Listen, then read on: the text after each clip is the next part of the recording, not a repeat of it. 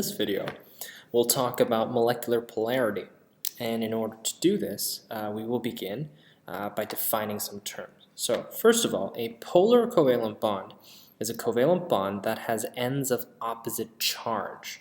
So in other words, one atom will attract the shared electrons more powerfully because it is more electronegative compared to the other atom. A polar molecule is a molecule that has ends of opposite charge, and a dipole is a synonym for a polar molecule. Now, a dipole moment is a property of something that is polar. It's a measure of the size of the charges and the distance of separation between the charges, and is thus a measure of the inequitable electron distribution in a bond or molecule.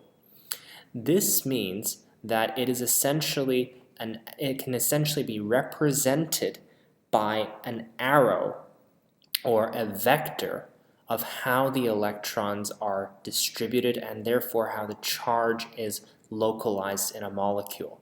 So let's take hydrogen fluoride as our example.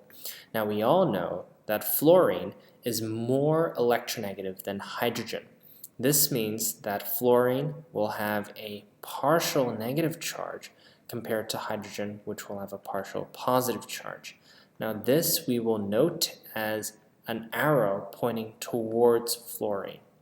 Now, we also know that hydrogen chloride is going to also be a polar compound, but in this case, the polarity is going to be weaker because chlorine is less electronegative compared to hydrogen.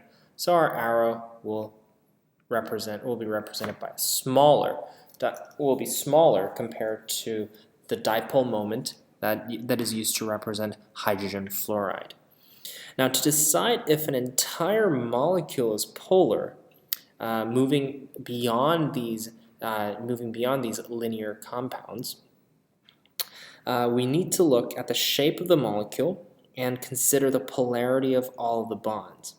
Now, a molecule may contain polarized bonds but not be a polar molecule if the bonds are polarized in different directions and the dipole moments cancel each other out. Now, the best example of this is perhaps carbon tetrafluoride. Now, we know that carbon tetrafluoride can be drawn as a tetrahedral compound because it's steric number 4. Now in this case, fluorine is more electronegative than carbon, therefore the individual dipole moments are going to be drawn as such. Now you'll notice that all the dipole moments are going to be the same magnitude, therefore they will all cancel each other out, and thereby this molecule in total will be nonpolar. Now let's contrast this with water, for instance. So oxygen is more electronegative than hydrogen. Now remember, this is a bent molecule. The dipole moments will point towards oxygen. And the net dipole moment, which I will draw using a red arrow here,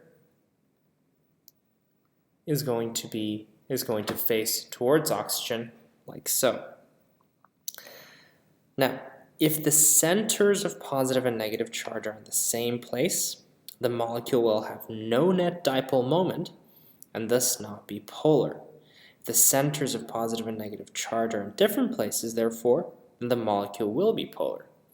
Now, this we can clearly see with water, where the centers of positive charge are at the hydrogens, so positive charge is going to be here, but the center of the negative charge is going to be with oxygen, closer to these lone pairs. Oops, it's supposed to be a negative sign.